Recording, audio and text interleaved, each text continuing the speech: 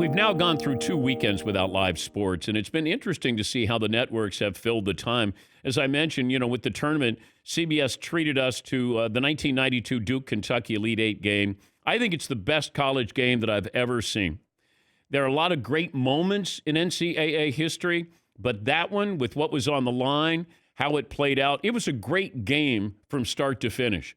And you had, star players, Jamal Mashburn fouled out, Leitner, Hurley, Grant Hill, 2 Hall of Fame coaches there, and one of the great endings that we've ever seen in NCAA history. One of the stars of that team is the head coach at Arizona State, Bobby Hurley. Good morning, Coach. How are you? Good morning, Dan. How are you, man? I'm doing okay. Did you watch the re-air of Duke and Kentucky this past weekend? I did. I couldn't resist myself. What Got did some you time on my hands now. What did you notice that you didn't notice before, having played in that game? Just a greater appreciation for, I think, all the shot making, especially late in the game, all the big plays.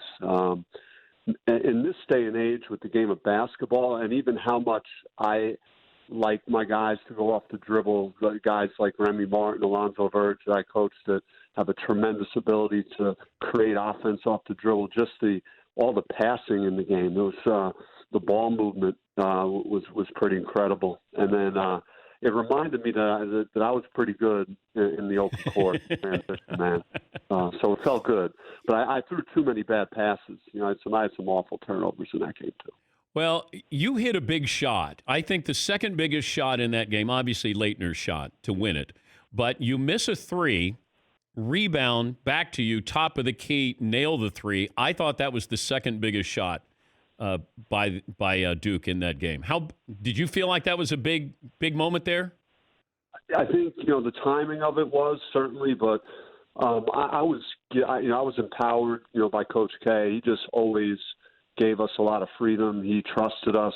He instilled confidence. So even after a miss, there was no hesitation. I had made a few big shots in my career, so it was something that I felt like it was my time to contribute. And I think that was the beauty of that team. We had so many guys that could make plays, that would step up, in big moments. And even Coach K taught, hey, if we get a long offensive rebound, let's look out to the three-point line because we got guys that can make shots. Were you disappointed at all leaving the huddle that you weren't going to be part of that final play where Grant throws the ball to Christian? Look, I sat with my family, with my wife Leslie and my daughters and my son, and we really never watched that game together. And I was so mad at myself for missing my pull-up jump shot to end regulation, and but it did help make that game even more special. So that's how I look at it. So I had my chance, and I didn't cash in, so it was someone else's turn. Yeah, but nobody guarded Grant Hill on the baseline. Like, I'm still yelling out, nobody. Like, the game, of course, is decades old, and I'm going, nobody's guarding Grant Hill. Nobody fronted Leitner, and nobody guarded Grant. Yeah, I think some of it is a feel thing, and even I do it as a coach. I don't have a set guideline for how I handle that situation. I think it's more on the personnel, and but it's tough when you have a guy that's made every shot in the game and he's made all his free throws, and your first instinct as a coach is why I don't fault like Rick Pitino's like don't foul him because the likelihood of getting a high percentage shot with that amount of time is very low. So you can understand why that. Maybe they didn't do a better job of not letting Christian catch it.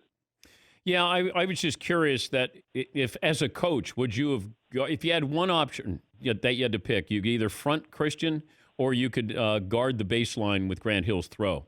What would you do? I most likely in that situation would have a guy on the basketball, my best jumper, a guy with the most length to try and even make it a worse pass and a less accurate pass. With that amount of time. But again, that's up to every individual. I've been burned that way as a coach back at Buffalo in a very similar situation. My best player went for a steal at the opposite foul line and didn't get it, and the player from the Ohio University went in and dunked it at the buzzer. So I've had both ends of it. Yes, Todd.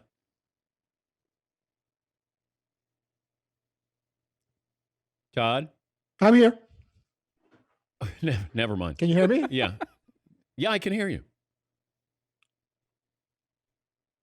I thought you raised your hand you had something I do to not. say. Okay. I was pointing actually to my daughter who decided to print something for school, Okay. All right. and that probably messed you up. Which I This knew this was going to happen at some this point. isn't going to go well. It's not. It's not. Seton, how you doing? I'm good. I'm really enjoying watching this show play out in front of me. It's pretty hilarious. I said we needed to rehearse. You said we should, but we didn't actually rehearse.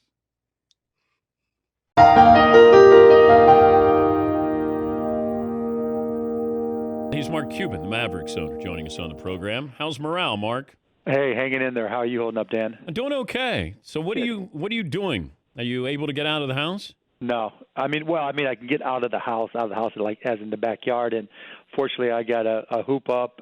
So my 10-year-old and I get out there and play horse, and shoot around, and try to be normal. So it hasn't been too bad. Now, this isn't the house you had like 20 years ago. Yeah, it is. Oh, you stayed in that house? Same house, yeah. Creature of habit, and it one room, the old wiffle ball courtroom, still has no furniture, so we play wiffle ball and family dodgeball in there, and it's broken a few things, but yeah, so it's still. My wife has definitely decorated it, but it's not what normal people would do. It's like Warren Buffett. Warren has been in that house for decades. Yeah, I've lived in 2 houses over I don't even want to say how many years, so yeah, I'm comfortable. What's the coolest thing in your house? The trophy. Oh. I'm looking at it right now as we speak. That baby is beautiful. How often do you have somebody who cleans up in your house? Like, who dusts off the NBA championship trophy? Me. Just you. That's yeah, the but one thing you clean? Like once every 2 years, I send it out to get cleaned, just to give it that extra shine, that good polish.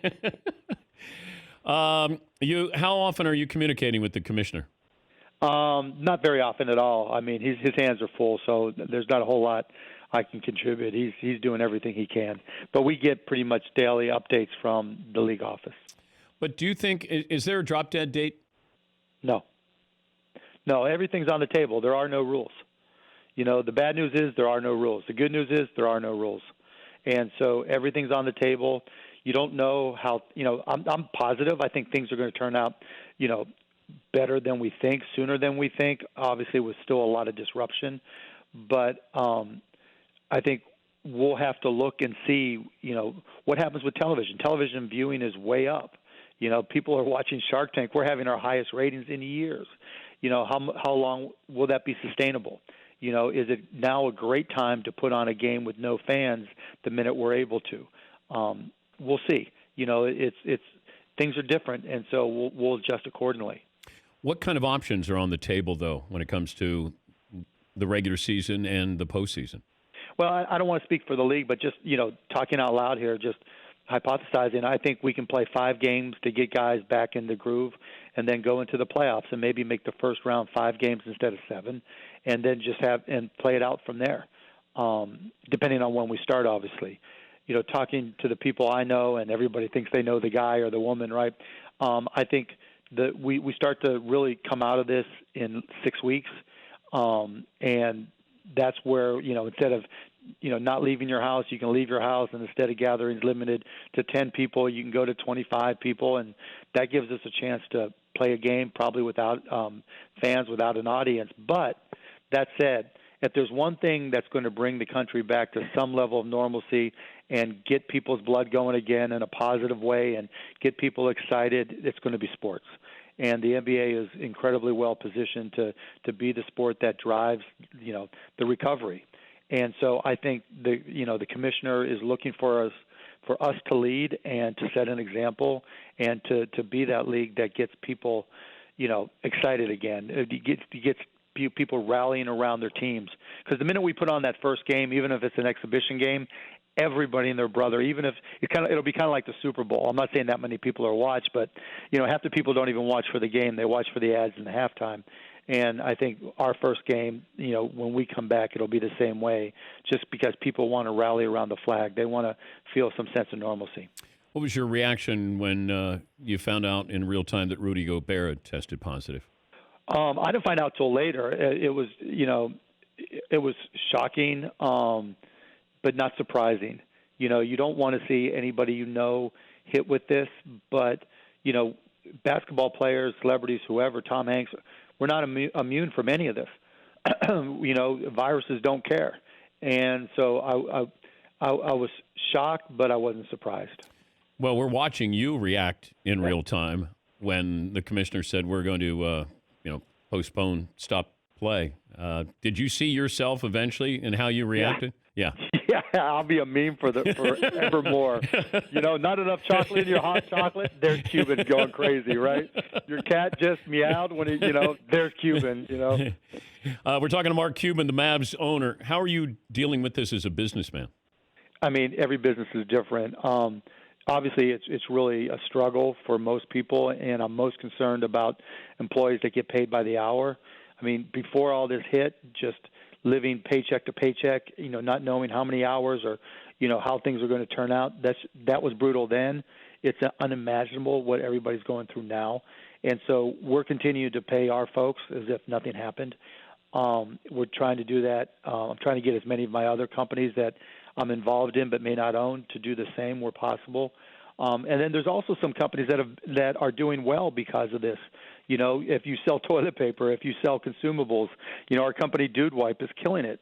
If you want something more clean than toilet paper, buy Dude Wipes, and people are, and people who sell food as people fill up their pantries. And so we're trying to get them to, rather than just putting the money in their pocket, hire as many people as possible, and just try to do the right thing. And and hopefully everybody out there that's involved in a small business will immediately go to SBA.gov and start applying for emergency loans so that you can try to retain all your employees. It's not going to be easy. These are crazy times. And we'll see what happens, what legislation is passed today, hopefully. But, everybody's just got to try to do what they can do. Have all of your players been tested? I can't comment on that, but nobody has anything, and I haven't been tested. I know none of our managers, none of our staff that I'm aware of has been tested. We haven't had anybody showing any symptoms, so there's no reason for them to be.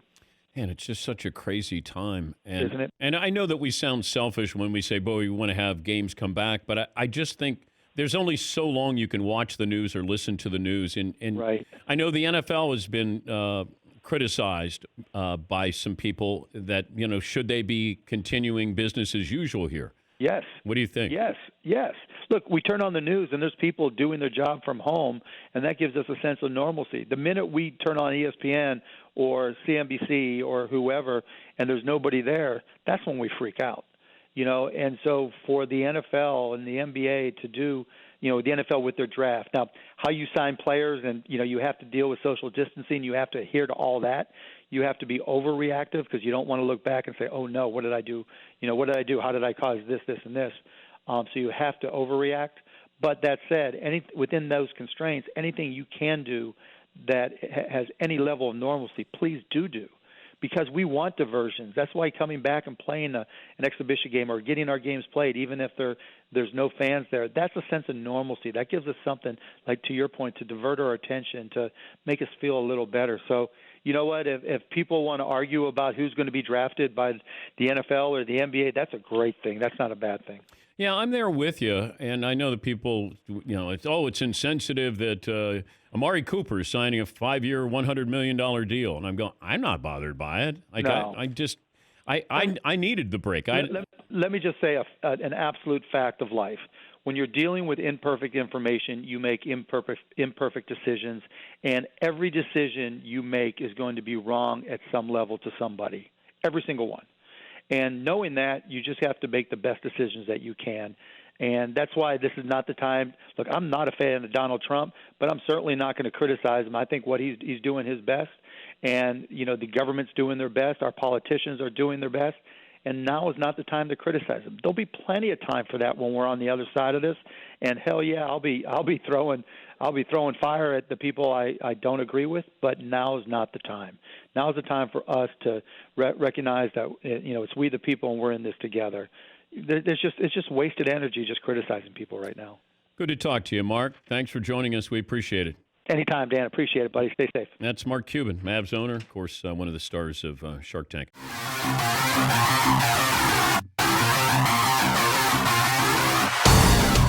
You know what I was thinking about last night? McLovin breaking his glasses when he went into the box, the confessional. He went in there with his little uniform on. Got to be honest, it's gonna be a game time decision. But follow Twitter, you'll probably hear a lot more about it. He was going to play against the Harlem Globetrotters, and he decided to show off. But if I do play, it's gonna be magic. And the thing that you got to remember is when he breaks his glasses, he reaches up as if they're still on. And I always said it looked like he had lobster hands when he was reaching up to grab where his glasses were. I just broke my glasses. How did you break your I glasses? was trying to spin the ball and it hit off the wall. Man, it never gets old. Almost 10 years since then, and I laugh every single time I see it. Thank you, McLovin. Thank you.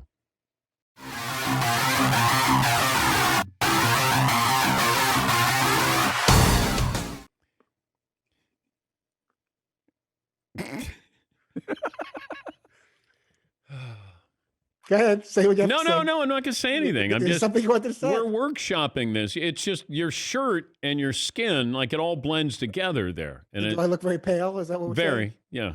But It's also a little hot. That light that we set up here, I was like, it's really Oh, that's my fault. Sorry. perspiring a little bit there. I thought we had the lighting all set up over the weekend, and all of a sudden I got a note saying, "Can you turn it up a bunch?" okay. It's like, How about you get a towel and I wipe should your probably brow wipe on? like Jerry Tarkanian, wipe Do you, myself do you down. need somebody? Yeah, you need a Jerry Tarkanian towel.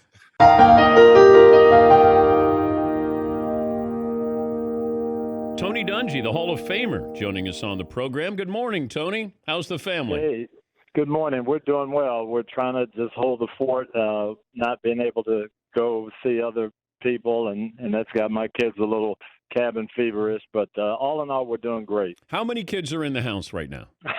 8 right now. Oh, So my we can't go anyplace else. If we go anywhere, we can't meet anybody. What's the barbershop talking about?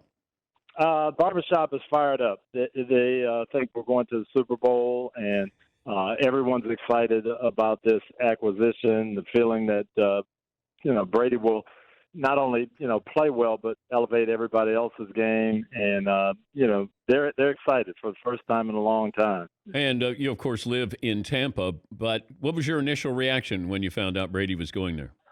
I was surprised because I didn't think this would be a destination spot for him. But when you look at everything and what they have in place, they've got a lot of weaponry on offense.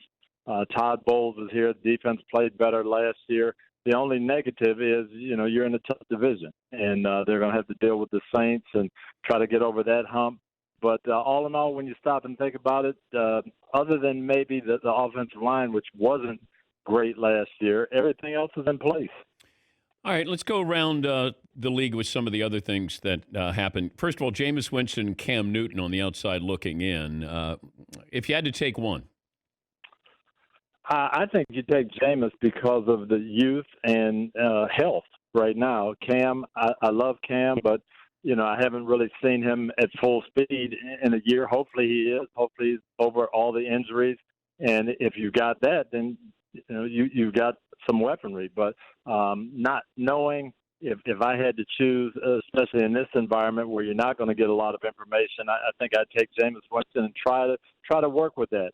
I said, even before the Bucs decided all this, you look at Jameis's numbers and Peyton Manning's numbers in those first 5 years. There's not a lot of difference other than Peyton's team won more. Peyton had, a lot of interceptions. He had a lot of things that he overcame, but his second 5 years were tremendous. And I think Jameis, maybe could have done that. The other thing Peyton had was he had the benefit of being in the same system, same offensive coordinator for 5 years, and Jameis didn't have that. So there's a lot of things you could say. I think the young man is talented. We'll see what happens. You got the Patriots situation. Brian Hoyer wasn't good enough to start for the Colts, who brought in Phillip Rivers, but he might be good enough to start for the Patriots. Explain that to me. Well, we're going to find out with the Patriots if it was system and scheme and coaches and everything, or how much Tom Brady had to do with all that. And that's what we'll see. Bill Belichick has had success. He won with Matt Castle. He's won with Jimmy Garoppolo. He's won with Jacoby Brissett. So we'll see what happens. I'm not going to shortchange the Patriots and say it can't be done. We'll have to see. Phillip Rivers, 1-year deal with the Colts. What are the Colts doing? I think they're loading up on this year. And, I thought Jacoby Brissett played well at the beginning of last year, and then you get all the injuries. Ebron went out. T.Y. Hilton was hurt. The backs by the end of the season. Marlon Mack was injured and banged up a little bit.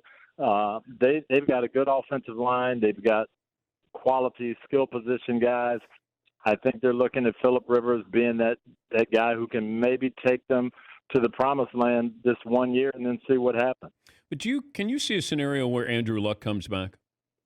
I really can't. Knowing Andrew, I don't know him that well, but I think his decision was well thought out. I think there was a lot of mental pressure on him. There's the fact that he was getting hurt a lot, and I think he just made the decision.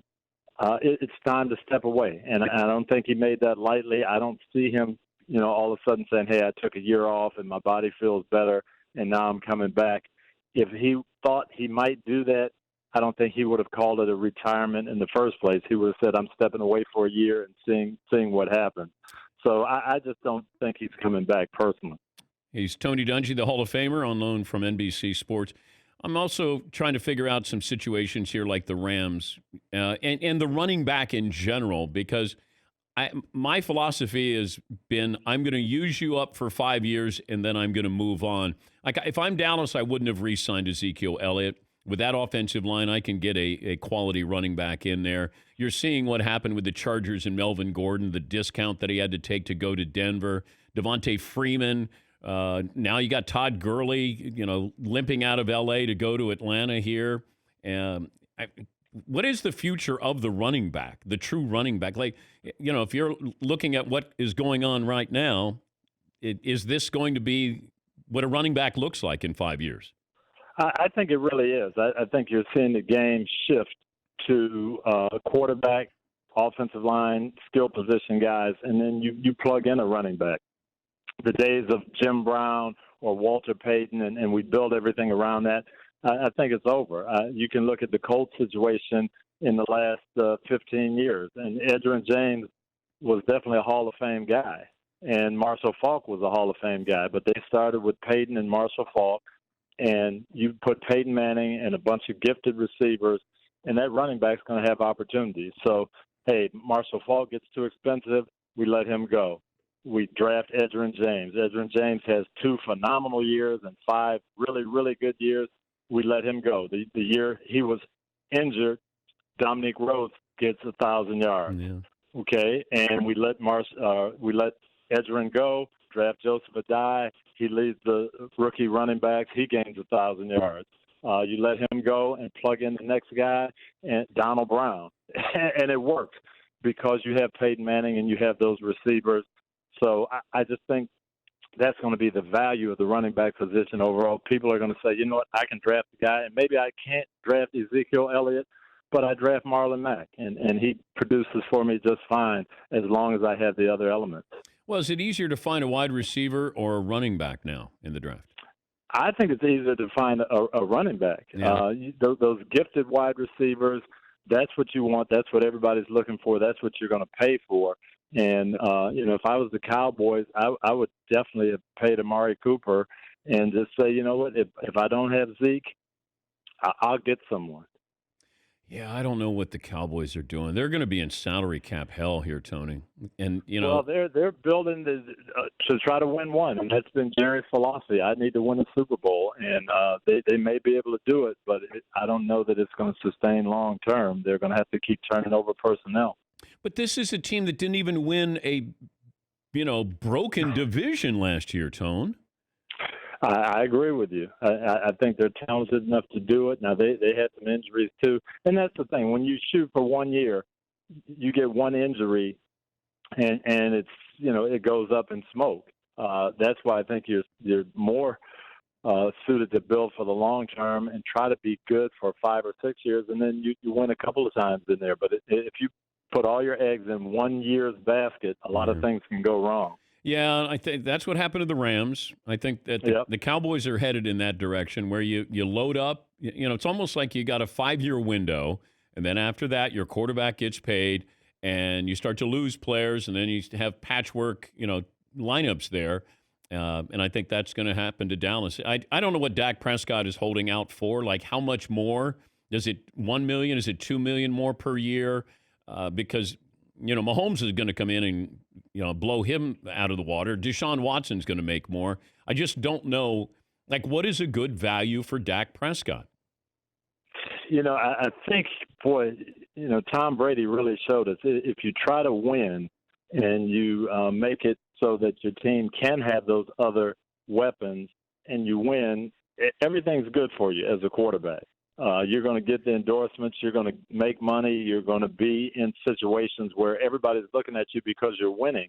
And that's something you can't forget about, and the agents can't forget about. Well, Dak's getting that now, Tony. Dak makes. I agree. I agree. Cowboys quarterback makes a lot of money off the field, and that's where.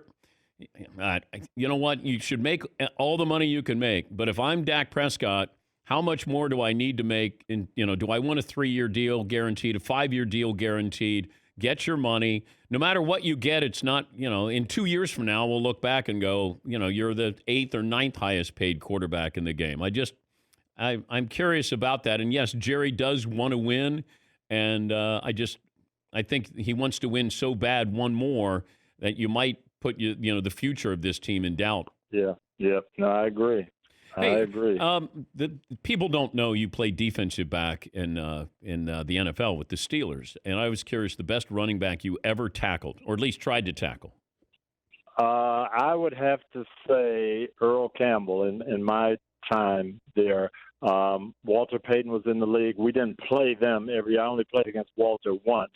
But Earl Campbell was a guy you had a lot of gifts for your defensive linemen that week. Hey, you guys get it going. Don't let him come through with a full head of steam into the secondary. He was he was just different. And his shoulder pads, I think they would be illegal in this game today. They were so big, but he carried them well and great guy too. Was just a tremendous guy, but you didn't want to see him come through the line with a full head of steam. Good luck there with all of those kids, and kind of love your wife. I hope Lauren's doing well. Yeah, we're holding the fort down, and we've got Brady mania here, so we're all good. Has anybody bought a Brady jersey yet?